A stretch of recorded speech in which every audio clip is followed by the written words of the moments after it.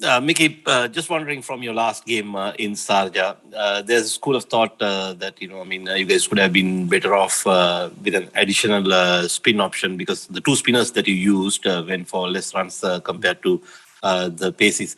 What's your thoughts on what's been said?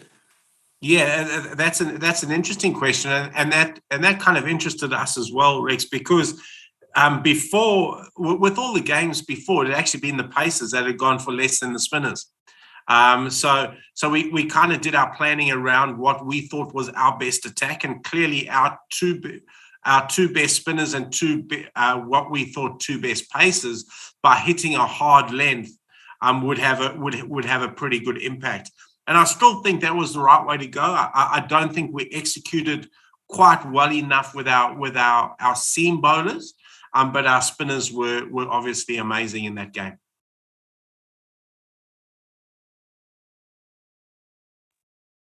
Jamith?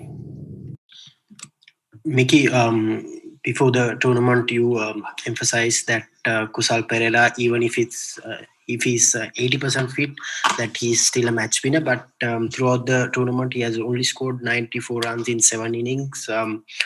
His keeping hasn't been up to mark. Also, how disappointed are you with his contribution throughout the campaign? Do you think it has led to the reason why Sri Lanka is knocked out of the semi-final race?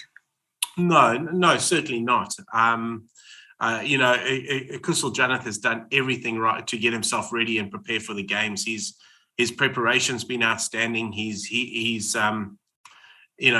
worked extremely hard, and it just hasn't worked for him. And sometimes that happens. But I'm fully confident he's still one of our most dynamic short form batsmen. And when he's on song, he's a match winner for us. So there's still one game to go. Let's see what happens. But he's disappointed, as we all are, with his form so far. But it hasn't been through any lack of trying.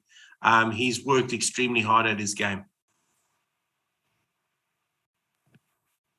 Fidel? Yeah. Hi, Mickey. Just to follow up on that Kusal question, opposition teams are bowling kind of particularly finger spin, but just spin of all sorts at him at the top of the order. What do you think is going wrong for him right now? Are you able to kind of dive into the specifics a little bit? Look, I just thought it was his. He just needs to get going. I thought in the Australian game, I saw a tempo come back to his batting, a tempo that he normally bats with. I thought I saw that come back, and all he needs is its form is such a fickle thing in this game. All he needs is to bat 20 balls, and if he can bat 20 balls, we know he'll have around about 20 runs. And after that, he will explode.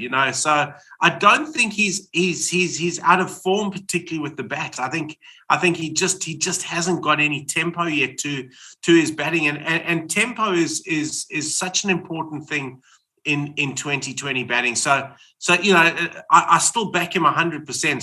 So let's hope that we know that he's a match winner. So let's just hope that that he delivers for us at some point, or with the West Indies game.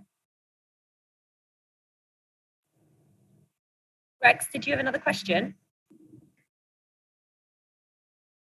Yes, Mary, I do. Can I go ahead? Go ahead. Mickey, when you came into the campaign, about 8 or 9 of you guys had played less than 10 T20 internationals. Could you just talk us about the effort that you all put in to sort of get these players ready enough to compete in a World Cup? No, it's a hell of a tough task. How did you sort of go about things, and how pleased are you with the players' efforts in the campaign? Look, Rex, I'm very, very proud of the way these guys have gone about it. I said before the campaign that I thought 2020 was our worst format, and we know that we're in a building phase as a cricket nation. We've turned the corner. I certainly think our test team's in a good place. I think our one-day team is getting there. It was the 2020 team that worried me a little bit. I think myself, selection panel, coaches have identified some really good young players, and then I think we've trusted them to deliver. We've allowed them. Always talk about in coaching, the roots to grow and wings to fly, and I think we've allowed them those wings to fly, and we're getting some very, very good performances out of them. But I have to reiterate time and time again just how proud I am of these group of guys, because the work that they have put in has been second to none. The Sri Lankan nation can be incredibly proud of the attitude, the intensity, and the work ethic of this group, because they've been wonderful. So we've shaken up the World Cup. I think we have. We're not going to qualify this year, but Sri Lankan cricket is now in good hands. We've got some very good young players who just need consistency in message. They need consistency in selection, and they need to be given a platform to go and play. So I sit here immensely proud of the efforts of the players, immensely proud of the efforts of the support staff who've put in a massive amount of work with these players. And I think I'd like to say we've just planted the seeds, because I think in a year or two's time, those seeds are going to start turning into some pretty good flowers. And Sri Lankan cricket's in a healthy state with these bunch of young players. Shaban? Yeah, hi, coach. Hi. Yeah, it's been a pleasure to talk to you. You have been an experienced campaigner of a coach of various different kinds of teams. So, what kind of difference you find in the Asian teams, especially with Sri Lanka, like the atmosphere or anything culture with the Sri Lankan team and all? Like you find a real difference in your coaching career? Look, every team I've coached has had subtle differences, and that's what's made my journey a very interesting and fulfilling one. These Sri Lankan boys are wonderful boys. They disciplined. They train hard. These young players. I think we've developed a really good sound work ethic with them. I think they understand what the requirements are to play at this level.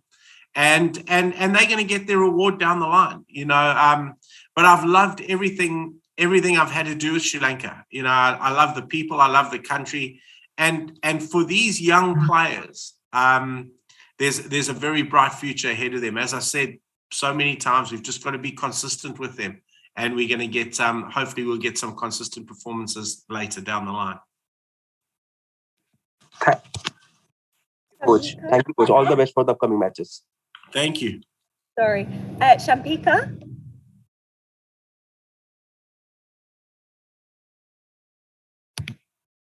Shampika Fernando?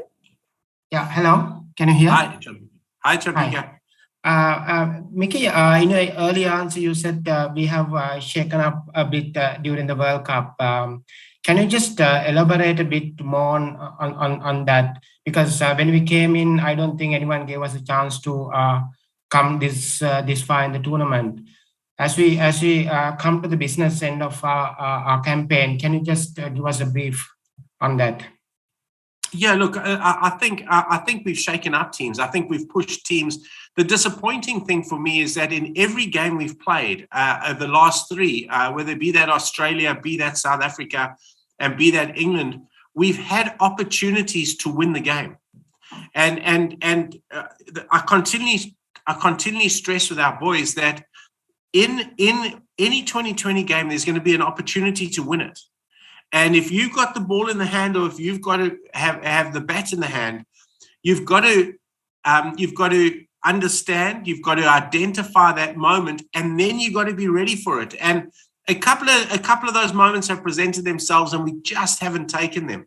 But again, as I say, I can't be more proud of this group, because we've pushed England, we've pushed all the bigger nations, and for me to see how far we've come as a group. When I watch Patam Nasanka, Charath Asalanka, Dushmanta Chamira, Wanindu Hasaranga, Mahesh Tekshana, Dashan Shanaika, Chamika Karunaratna, You can name 8 or 9 players. When I watch them perform, I get immensely proud because I know how much they've put into it. And for me as a coach, to guide these players to perform on what has been the biggest stage has been a real honor. And again, I sit back and I look at what these guys are going to offer Sri Lankan cricket in the future.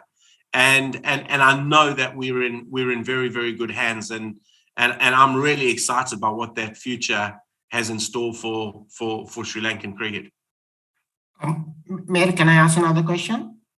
Yeah, just one more, thanks. Yeah.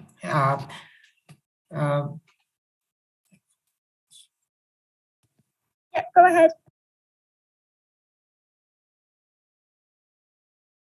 You there, Chamika? Oh, I think you're on mute.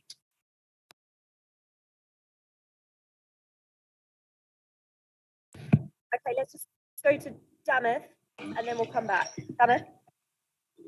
Mickey, for the 2022 World Cup, the deadline for the qualification for the Super 12 and the round 1 is November 15th. So considering that tomorrow's game is vital for Sri Lanka to qualify into that top 8, how massive is tomorrow's game considering that into the game, and will there be any changes to the lineup? Yeah, every game for us is so important, and you know, I've stressed with the players. It's now about us preparing physically and mentally. The guys are absolutely shattered. They've given their all for this campaign, and we've been on the road for a long time now. We've been in bubbles for sure. I think I worked it out. Of the last 11 months, we've been in bubbles for about 240 days now, and these guys are shattered mentally and physically, but they're up for tomorrow because they want to end on a high. As I've continually stressed with them, whatever we've done, and yeah, we haven't won games at this tournament, but we've pushed sides. Whatever we've done, we're going to be judged by what we do in our last game. So our mind, our preparation has not changed. We've got all our bowling meetings, batting meetings. Analytical work is all being done over in the next couple of hours, and the guys are putting their mind to it for one last push because they want to end this World Cup on a massive high. Okay, last 4 now: Fidel, Aruna, Rex, and then Champika. So Fidel, go ahead. Yeah, hi Mickey. If there's one kind of area this team could you'd really like to see improve in this T20 team, especially, I don't know, which and what do they have to do, I guess, to make gains in that area? What would that be? I think we've I sit here really comfortable with our bowling structure, our bowling structure with our 2 paces, and that can be a right arm seamer, can be a left arm quick. Dushmanta Chamira is world class at the moment. I love our 2 mystery spinners. I think they give us that little bit of mystique, if you like. I think our 5th and 6th bowlers are adequate. So I'm comfortable with that. Our batting is getting better and better all the time. And I guess for me, it's just striving to get that batting working as a real oiled machine. Everybody's got a clear role. And we've, the young boys have really stood up and played exceptionally well in that. But when I watched England out in the field, and we fielded well at times, and one of our goals and one of our ethos as a team is to become the best fielding side in the world. When I watched how clinical England were in that department, and England have showed the stability within their core group for a long period of time, that's something that I'm striving for with the Sri Lankan side. I'm striving to create depth in our batting. I'm striving to create some depth in our bowling. As I say, I think our format's right. And we've just got to keep pushing the limits to our fielding. We're getting better all the time. But those are areas that, that we want to fine tune. So to answer your question, I'm looking for that extra little bit of depth in every department. And then we'll start really challenging the good side. the key for me, Fidel, is consistency.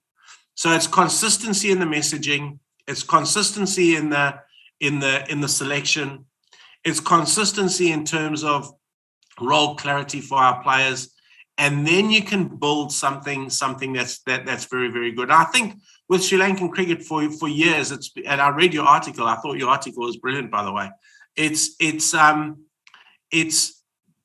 the inconsistencies that we've had as a playing nation that has led to the team kind of not achieving what it has. It's led to, I guess, to people being a little bit insecure and not understanding their positions all the time.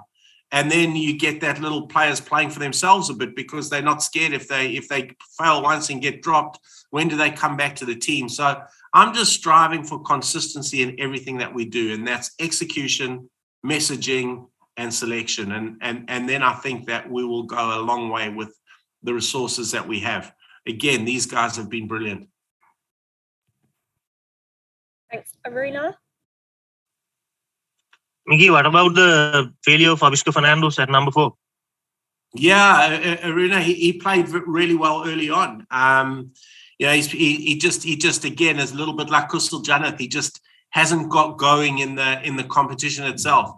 Avishka Fernandes is a wonderful player. He's a very, very good player in the white ball format at the moment, and it's a pity he just hasn't got going. But again, I back him 100%, and I'm sure there's a big innings just around the corner from him. And will he play tomorrow? Yeah, he'll play tomorrow. Yeah. Okay, thank you. Rex? Mickey, a word on Wanindu Asaranga. Not many people fancied him when you backed him to full. He's just gone on to become world's number 1 ranked bowler in T20 cricket.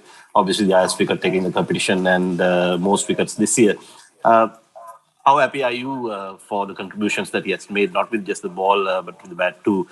It's pity that, he calls himself a batting all-rounder and not a bowling all-rounder. And if there's any sort of improvements that he can make to his game, what would they be? Oh, look, he just excites me. Every time I see him with a ball, or I see him with a bat, or I see him in the field, he excites me as a cricketer. He's a wonderful one. And I think I said it, as you said, right from the start when I saw him the first time. Again, we've just got to keep supporting him because he's a wonderful, wonderful player at the moment. He's riding the crest of a wave. He's in good form. He's a confidence player. His confidence is sky high. And I just get really, really excited for what he's going to achieve for Sri Lankan cricket down the line. He's a wonderful player, Wanindu, but he also, it doesn't happen by chance. He works unbelievably hard at his game and doesn't leave anything to chance in terms of his preparation. So I couldn't be more happier with where he is at the moment. He's a genuine world superstar at the moment. And finally, Champika. Mickey, looking back, when you think of the World Cup, do you think are there anything that Sri Lanka could have done better in terms of preparation and in terms of selection regarding the World Cup?